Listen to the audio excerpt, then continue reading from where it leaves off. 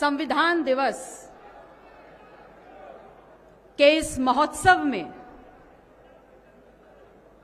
सबसे पहले संविधान के स्वर्णकार बाबा साहेब डॉक्टर भीमराव अंबेडकर के चरणों में अपने श्रद्धा के सुमन अर्पित करते हुए मंचासीन मुख्य अतिथि राष्ट्रीय अध्यक्ष समाजवादी पार्टी पूर्व मुख्यमंत्री उत्तर प्रदेश आदरणीय Akhilesh Yadav ji, the legend himself grandson of doctor B Rao Ambedkar, Prakash Rao Ambedkar ji, Bhimrao Yashwantrao Ambedkar ji, राष्ट्रीय अध्यक्ष सुहेल देव भारतीय समाज पार्टी, पूर्व कैबिनेट मंत्री उत्तर प्रदेश सरकार माननीय ओम प्रकाश राजभर जी, माननीय लालजी वर्मा जी, इसी के साथ ही साथ मंचासीन अपने तमाम गणमान्य अतिथियों का, लोकतंत्र के सबसे मजबूत स्तंभ अपने पत्रकार बंधुओं का, सुरक्षा में लगे सुरक्षा कर्मियों का, 72 आंदोलनकारी संगठनों के साथ साथ इस महोत्सव के मुख्य आयोजक परम आदरणीय बहन सावित्रीबाई फूले जी का आप सभी का तहे दिल से आभार व्यक्त करती हूं, हार्दिक अभिनंदन स्वागत करती हूं। 6 भाषाओं के ज्ञान के साथ, 26 डिग्रियों के साथ जब वो शख्स भारत अपने देश लौट कर आता है तो कभी कल्पना भी नहीं की थी कि सर छुपाने के लिए एक छत जाति छुपा कर मिलेगी। जब अफसर बनकर बैठा तो कभी कल्पना नहीं की थी कि वहां का चपरासी पीने के लिए पानी नहीं देगा और फाइल भी अधीनस्थ होकर के फेंक कर देगा। लेकिन वो रुका नहीं, वो डिगा नहीं, वो हारा, वो जीता, वो परेशान हुआ, लेकिन मायूस नहीं हुआ।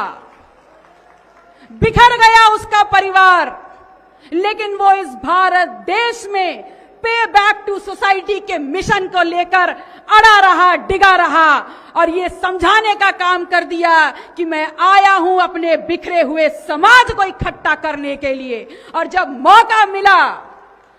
मौका मिला तो अपनी लेखनी से एक ऐसा दस्तावेज तैयार कर दिया कि वो व्यक्ति जिसने ताउम्र गैर बराबरी झेली, जिसने ताउम्र अपमान झेला, उसने एक दस्तावेज के माध्यम से, अपनी एक लेखनी के माध्यम से सबके लिए सम्मान और समानता लिख दी। लेकिन बड़ा दुख होता है और बहुत बड़ी विडंबना है कि why we are able to see doctor B R Ambedkar in only 2 frames.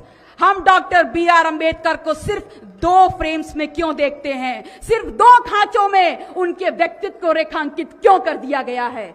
ये सोची समझी चाल है।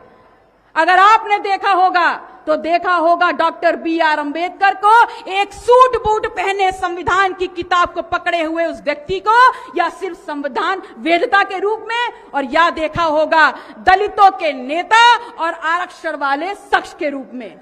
मेरा सवाल आपसे है, मेरा सवाल इस देश की राजनीति, इस देश की सत्ता, इस देश के भविष्य से है कि मुझे बताने का ये काम करिए कि जब जवाहरलाल नेहरू, लाला लाजपत राय, इन सब को जितना हमने सुना, जितना हमने जाना, वो सब के सब जब क्रांति के वाहक हैं, वो सब के सब जब जंगे आजादी के नायक हैं, वो सब के सब जब अखिल भारतीय नेता हैं तो डॉक्टर बी.आर. अंबेडकर, जिन्होंने इस देश का संविधान लिखा है, वो सिर्फ आरक्षण के जनक कैसे हो गए? वो सिर्फ आरक्षण वाले शख्स कैसे हो गए? मैं आपसे ये कहना चाहूंगी कि समझ लीजिए, डॉक्टर बी.आर. अंबेडकर को परिभाषित आप आरक्षण वाले शख्स के रूप में नहीं कर सकते।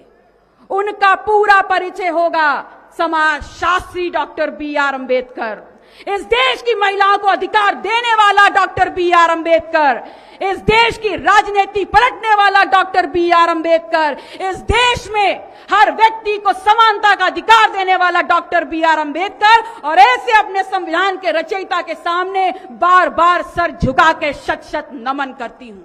आपसे ये कहना चाहती हूं कि अगर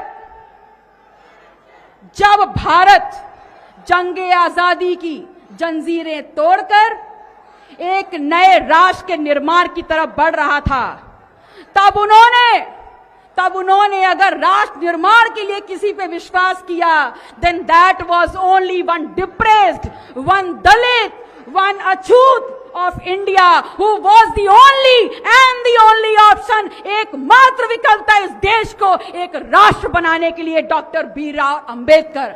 मैं आपसे ये कहना चाहती हूं कि ये समझ लीजिए कि जब उनको मौका मिला तो उन्होंने अपनी लेखनी से समानता और न्याय लिख दिया हर वर्ग के लिए, लेकिन जब इनको मौका मिला तो इन्होंने आपका दोहन करने के लिए मनुस्मृति लिख दी। आज अगर डॉक्टर बी.आर. अंबेडकर होते तो इस लोकतांत्रिक व्यवस्था का नाश होते देख आप लोगों से पूछते कि बताओ क्या करना चाहते हो।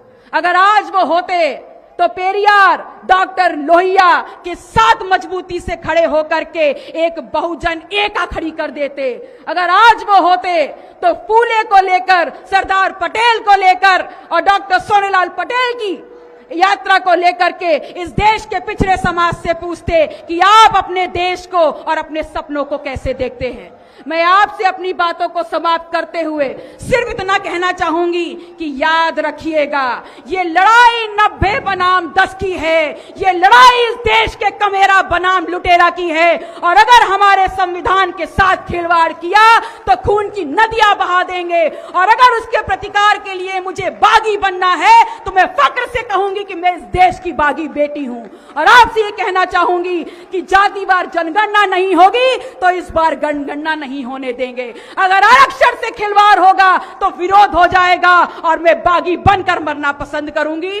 आप सभी आयोजक मंडल का, आप सभी लोगों का पुनः आभार व्यक्त करते हुए कि आप लोगों ने मुझे मौका दिया अपनी बात रखने का, अपनी वाणी को विराम देती हूं। जय भीम, जय संविधान। बहुत बहुत धन्यवाद।